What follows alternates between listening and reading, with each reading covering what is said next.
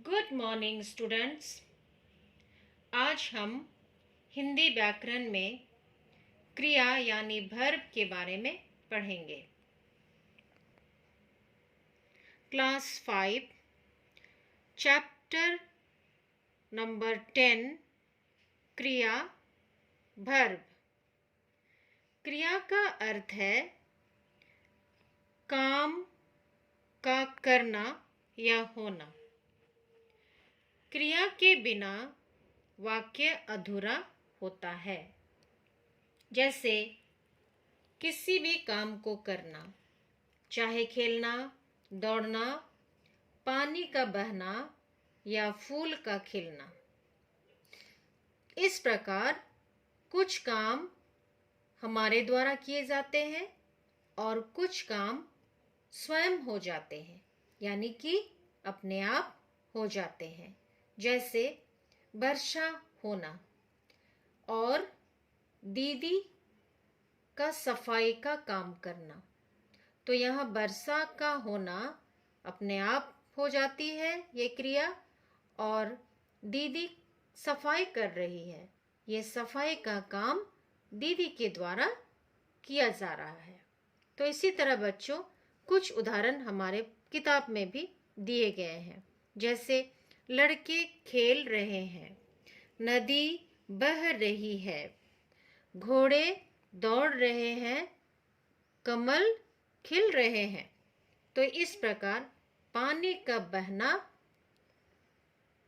घोड़े का दौड़ना, फूल का खिलना और नदी का बहना, कुछ काम अपने आप हो रहे हैं और कुछ काम हमारे द्वारा किए जा रहे हैं। इस प्रकार बच्चों हम क्रिया की परिभाषा दे सकते हैं। जिन शब्दों से किसी काम के करने या होने का बोध हो उसे क्रिया कहते हैं।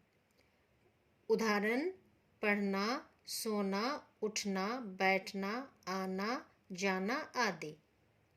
होना यानी किसी काम का अपने आप हो जाना। यह लड़का है, आम मीठा है। करना यानी कोई काम हमारे द्वारा किया जाना। लड़के पढ़ रहे हैं, वह आ रहा है।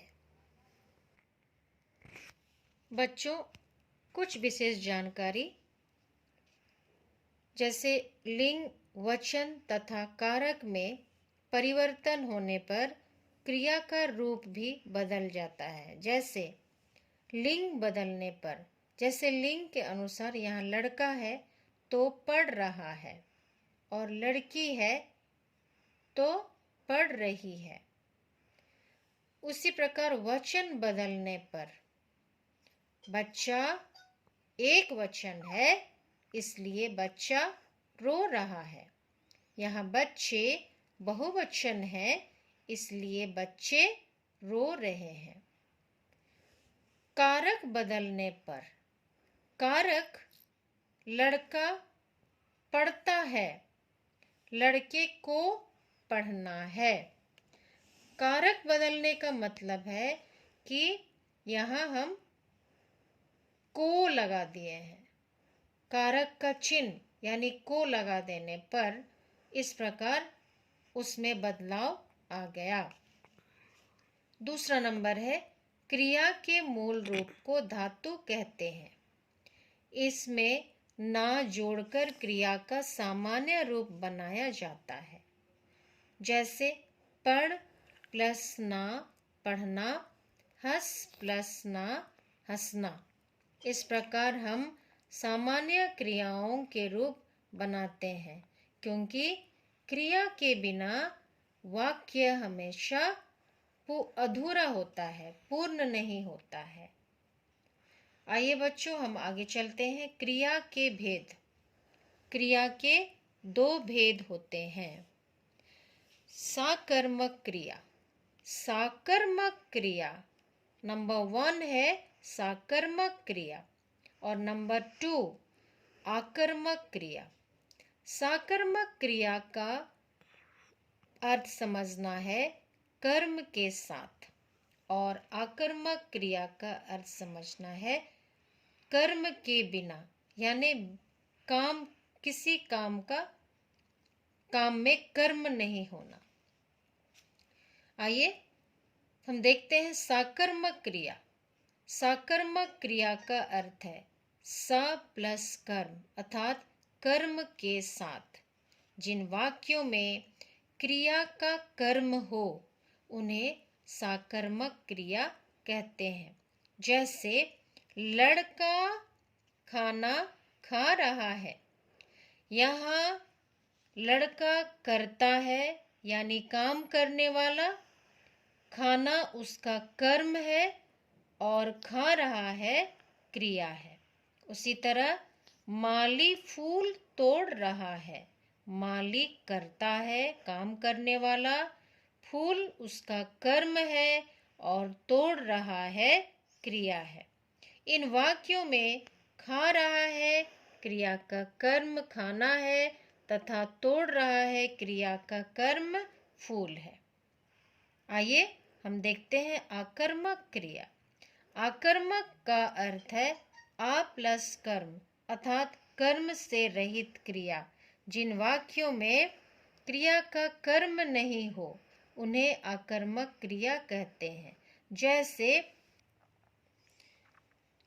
लड़का पढ़ रहा है, आदमी खा रहा है। इन वाक्यों में कर्ता और क्रिया है पर कर्म नहीं है, इसलिए ये आकर्मक क्रिया है।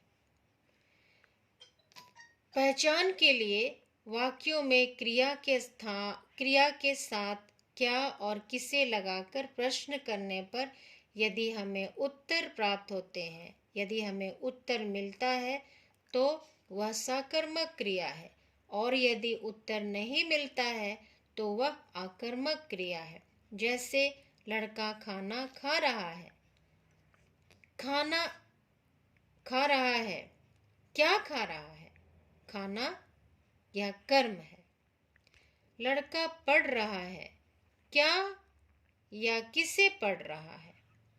तो हमें उत्तर नहीं मिलता है, अतः यह आकर्मक क्रिया है। क्योंकि यहाँ कर्म नहीं है, इसलिए ये आकर्मक क्रिया माने गए हैं। इस प्रकार बच्चों, हमें समझना है कि कुछ काम हमारे द्वारा किए जाते हैं जो साकर्मक कहलाते हैं, और कुछ काम स्वयं हो जाते हैं यानी अपने आप हो जाते हैं, वह आकर्मक कहलाते हैं। साकर्मक क्रिया के उदाहरण जैसे दीदी सफाई कर रही है, वह खाना खा रहा है, माली फूल तोड़ रहा है। इस प्रकार कुछ आकर्मक क्रियाएं जैसे लड़का दौड़ रहा है, वर्षा हो रहा है। तो इस प्रकार उम्मीद है कि आप ये पाठ समझ गए होंगे, और पुनः इस पाठ को दोहराव कर लीजिएगा, और अगली कक्षा में हम इसके प्रश्नोत्तर के साथ फिर हाजिर होंगे। धन्यवाद।